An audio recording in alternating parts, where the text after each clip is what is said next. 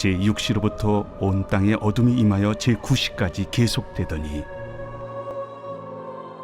제9시쯤에 예수께서 크게 소리질러 이르시되 엘리 엘리 라마 사박다니. 이는 곧 나의 하나님 나의 하나님 어찌하여 나를 버리셨나이까 하는 뜻이라. 거기 섰던 자 중 어떤 이들이 듣고 이 사람이 엘리야를 부른다. 그 중에 한 사람이 곧 달려가서 해면을 가져다가 신 포도주에 적시어 갈대에 끼어 마시게 하거늘 그 남은 사람들이 가만두라. 엘리야가 와서 그를 구원하나 보자. 엘리 엘리 라마 사박다니. 예수께서 다시 크게 소리 지르시고 영원히 떠나시니라.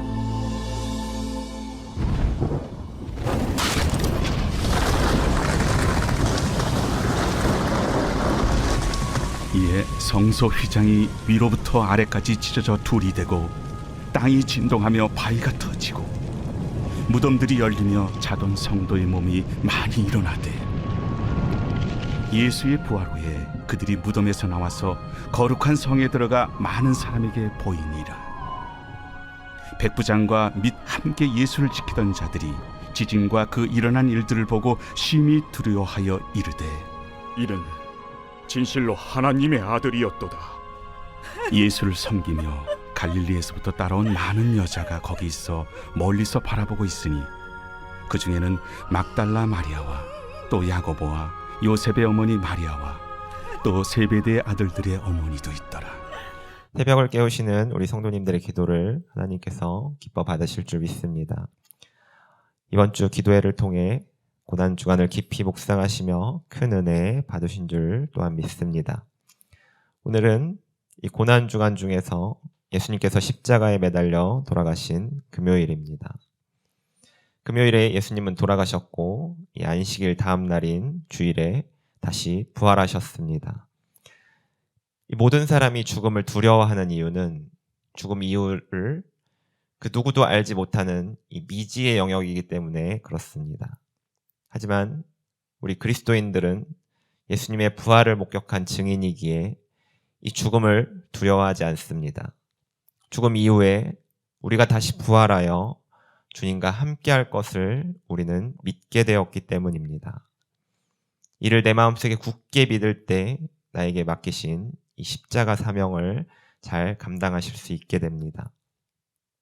오늘 살펴볼 본문은 예수님께서 십자가에 매달리신 이후에 이 마지막으로 한 말씀, 그리고 더불어서 주님의 죽음 이후에 일어나는 일들에 대해서 이야기하고 있습니다.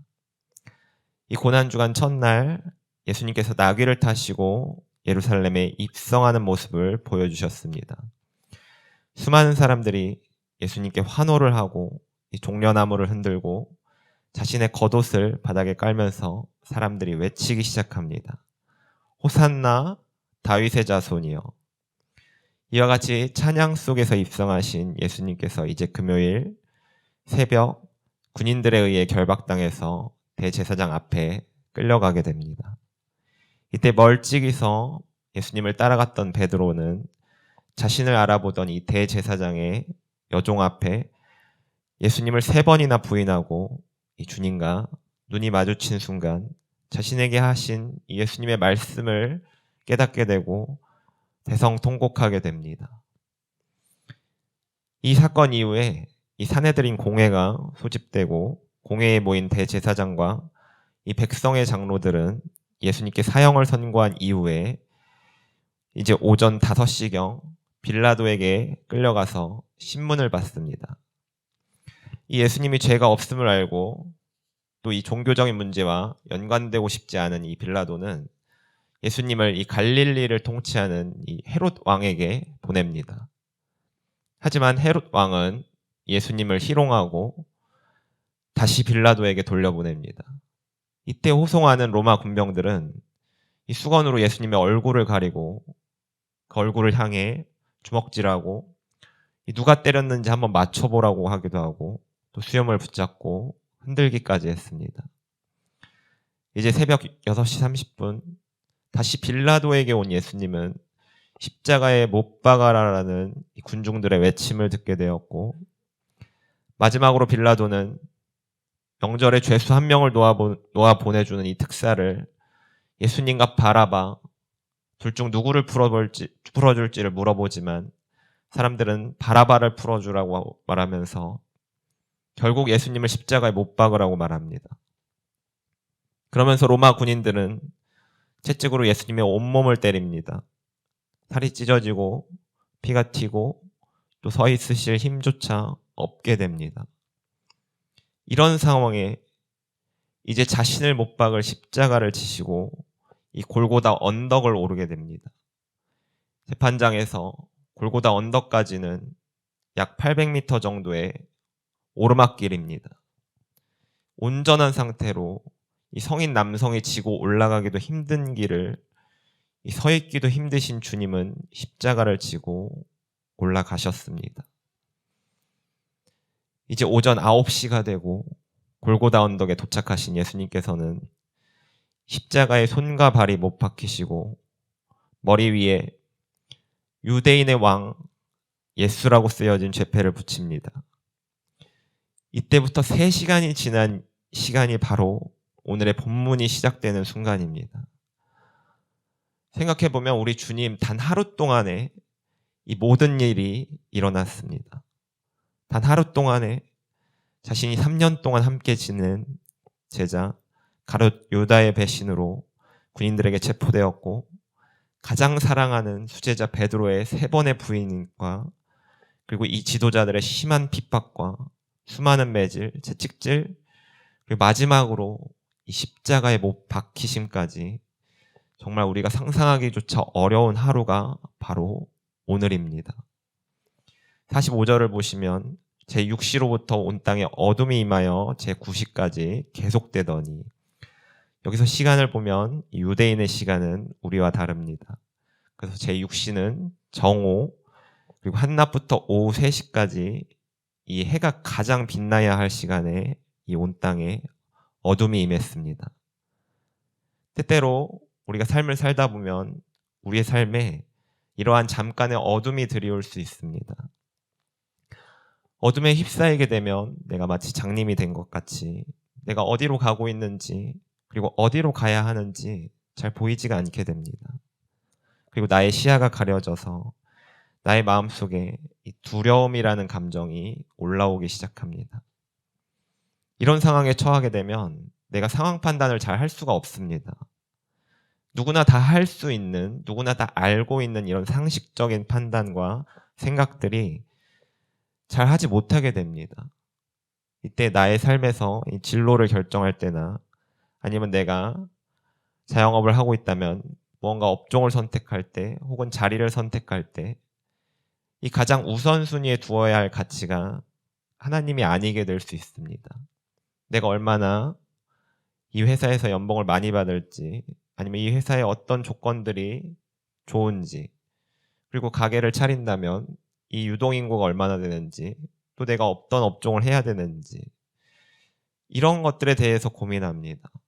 이처럼 나의 상황이 어둠으로 가려질 때 내가 어떤 판단을 하는지에 따라서 하나님은 나를 너무나도 사랑하시기에 나의 선택을 바꾸길 원하셔서 나를 혼내시거나 혹은 징계하시거나 아니면 고난을 주실 때가 있습니다.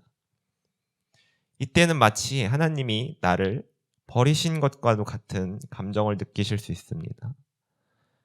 내가 잘해서 하나님 앞에 헌금도 많이 하고 그리고 교회 사람들도 이렇게 도우려고 했지만 왜 하나님은 나에게 이런 시련을 주시는지 원망스럽기도 합니다. 하지만 이와 같은 어둠은 오래가지 않습니다. 나에게 다시 이 하나님의 빛이 비춰져서 내가 상황을 깨닫게 될 때 나의 입은 찬양하게 되고 감사가 흘러나오게 됩니다. 내게 주신 고난은 어찌 보면 하나님께서 나에게 빛을 비추시기 위해 나의 시선을 돌리시는 것과도 같습니다. 내 시선이 자꾸만 하나님을 향해 있지 않을 때 나의 시선을 돌리게 만드는 사랑이 바로 하나님께서 나에게 보여주시는 사랑입니다. 예수님께서 죽음에 이른 이후 일어난 사건들이 있습니다.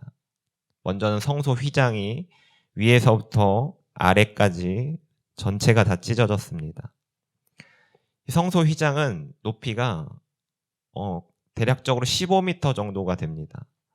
그리고 이 성소 휘장의 두께는 10cm 정도 되는데 이게 굉장히 엄청난 두께인데 천으로 만들었고 대략 중지 손끝에서 이 손바닥 이 정도의 두께입니다. 자연적으로 휘장이 절대 찢어질 수 없는 이 높이와 두께입니다. 이와 같은 일이 일어난 이유는 이제 우리는 대제사장을 통해서 이 지성소에서 우리의 죄를 속죄하는 것이 아닌 우리 모두가 예수님을 그리스도로 받아들이기만 한다면 우리 죄를 속죄할 수 있게 되었음에 대한 선포입니다. 수없이 많은 동물들의 희생을 통해 죄를 속죄했다면 이제는 단 한 번의 예수님의 희생 제사를 통해 나의 모든 죄가 속죄되었습니다. 이제 우리는 나의 마음속에 있는 성전을 통해 하나님께 직접 나아가게 되는 은혜가 성취되는 사건이 바로 이 휘장이 찢어진 사건, 즉 우리 주님의 희생입니다. 다음으로는 이 잠자던 많은 성도들의 부활입니다. 고린도전서 15장 20절에 보면 그러나 이제 그리스도께서 죽은 자 가운데서 다시 살아나사 잠자는 자들의 첫 열매가 되셨도다. 우리 주님의 부활을 통해 이제 많은 사람들이 다시 일어나는 역사가 시작되었습니다. 우리 주님을 믿는 이 수많은 성도들은 주님께서 부활하신 것과 같이 우리 또한 부활하게 됩니다. 우리 주님의 십자가 사건으로 모든 사람의 죄를 짊어지신 것과 같이 주님의 부활로 인해 이를 믿는 모든 성도들의 부활이 일어나게 됩니다. 그 사건을 목격하게 된 우리는 이제 더 이상 죽음이 두렵지 않게 됩니다. 사탄이 우리를 아무리 공격한다 해도 이 죽음 이상의 일을 일으키지 못합니다. 이미 나에게 주어진 이 영원한 생명을 빼앗지 못합니다. 죽음 이후가 확실하게 보장된 우리는 더 이상 이 사탄을 두려워할 존재로 인식하지 않게 됩니다. 사망 권세를 깨고 부활하신 모습을 보여주신 우리 주님을 통하여 이제 우리도 이와 같이 되리라는 확신을 우리 마음속에 자리 잡게 됩니다. 본문 53절을 보면 예수의 부활 후에 그들이 무덤에서 나와서 거룩한 성에 들어가 많은 사람에게 보이니라. 마지막으로 백부장과 그의 군사들의 이 신앙 고백이 일어났습니다. 본문 54절을 보면 심히 두려워하여 이르되 이는 진실로 하나님의 아들이었도다 하더라. 마태복음 16장에 보면 예수님이 너희는 나를 누구라 하느냐는 질문에 시몬 베드로가 대답합니다. 주는 그리스도시요 살아계신 하나님의 아들이시니이다. 이때 주님께서 베드로의 고백을 칭찬하시면서 추후에 경고를 하시는데 아무에게도 자기가 그리스도인 것을 말하지 말라고 하십니다. 하지만 이제 예수님께서 십자가에서 죽음을 맞이한 이 순간 예수님이 그리스도인 것이 모든 사람에게 드러나게 됩니다. 그래서 이 자리에 함께 있던 이 백부장 그리고 그의 군사들이 이 예수님을 그리스도로 고백하는 이 사건이 일어나게 되었습니다. 이처럼 우리 주님의 십자가 사건을 목격하게 되면 그 누구라도 예수님을 그리스도로 인정하게 됩니다. 십자가는 그만큼 대단한 능력을 가지고 있습니다. 성도님들은 사도 바울을 아실 것입니다. 바울은 예수를 믿는 사람을 잡아다가 옥에 넘기던 자였습니다. 그리스도인이라면 치를 떨었던 사람입니다. 하지만 이런 사람이 다메섹에서 주님을 만나게 되자 완전하게 바뀌었습니다. 그리스도인을 핍박하던 사람이 십자가를 증거하는 증인이 되었습니다. 이처럼 주님의 십자가는 엄청난 능력이 있습니다. 누구든지 십자가를 통해 하나님 아버지 앞으로 나올 수 있게 되는 능력입니다. 누구라도 상관없습니다. 세상적 지위가 어떻든지 부자인지 가난한 자인지 어떤 죄를 지었던지 나이가 많은지 적은지 그 무엇도 상관이 없습니다.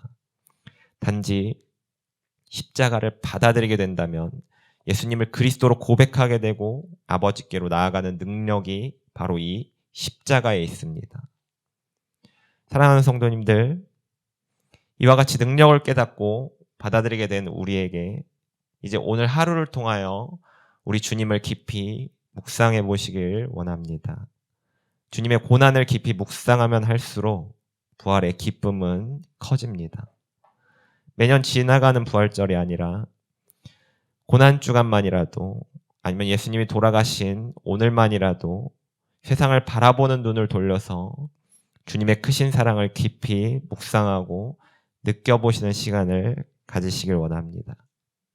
누군가를 만나는 약속보다 아니면 TV를 보거나 유튜브를 보는 것을 중단하시고 가만히 앉아서 하루를 보내기보다 모든 것을 중단한 채 이 저녁을 먹고 난 이후의 시간만이라도 말씀을 보면서 서로 각자의 방에서 기도를 하고 이 마태복음 27장의 내용을 계속해서 묵상해 보시는 시간을 가져보시길 원합니다. 나에게 주님의 고난이 얼마나 깨달아지는지에 따라서 나의 신앙생활의 깊이를 알 수 있게 됩니다. 오늘 하루를 통하여 나를 점검해 보시고 주님의 십자가를 여러분들 마음속에 깊이 새기시는 하루가 되시기를 축복합니다. 기도하겠습니다. 나의 죄를 위해 대신 십자가에 달리신 주님의 사랑을 깨닫길 원합니다. 죄로 인해 아들을 내어주신 은혜를 깨닫게 하여 주시옵소서. 오늘 하루를 통해 이 주님의 희생을 깊이 묵상하길 원합니다. 나의 입술의 고백이 주님을 그리스도로 선포하게 하시며 부활의 증인으로 살아가게 하옵소서. 예수님 이름으로 기도합니다. 아멘.